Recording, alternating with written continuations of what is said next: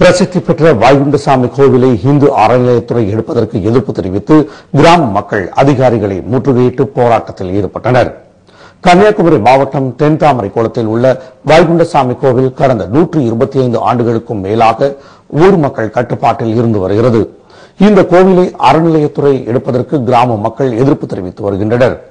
நேற்று கோவிலுக்கு வந்த அறநிலையத்துறை அதிகாரிகளை கோவிலுக்குள் நுழைய விடாமல் தடுத்த பொதுமக்கள் கோவில் முன்பு அமர்ந்து போராட்டத்தில் ஈடுபட்டனர். காலத்திலிருந்தே வழிபட்டு தான் நடத்துறாங்க. அதே அரங்காவலர் வந்து எங்களுக்கு தான் வேணும், கலசம் விட்டு கொடுக்க போறோம் அப்படின்னு சொன்னாங்க. எங்களுக்கு அதுல விருப்பம் இல்லை. நாங்க அதிகாரம் கொடுக்காம அவங்க வந்து இது பண்ணாங்க. நாங்க எந்த காரணத்தை வந்து கொடுக்க மாட்டோம். நாங்க உயிர் போனாலும் இந்த கொடுக்க மாட்டோம். போராட்டம் நடத்திக்கிட்டே இருக்கோம். போராட்டத்தில் ஈடுபட்டவர்களிடம் அதிகாரிகள் பேச்சுவார்த்தை நடத்தினர். உயரதிகாரிகளை சந்தித்து மேல் நடவடிக்கை எடுக்க 1 வார காலம் அவகாசம் வழங்கப்பட்டதை தொடர்ந்து போராட்டம் விலக்கிக் கொள்ளப்பட்டது.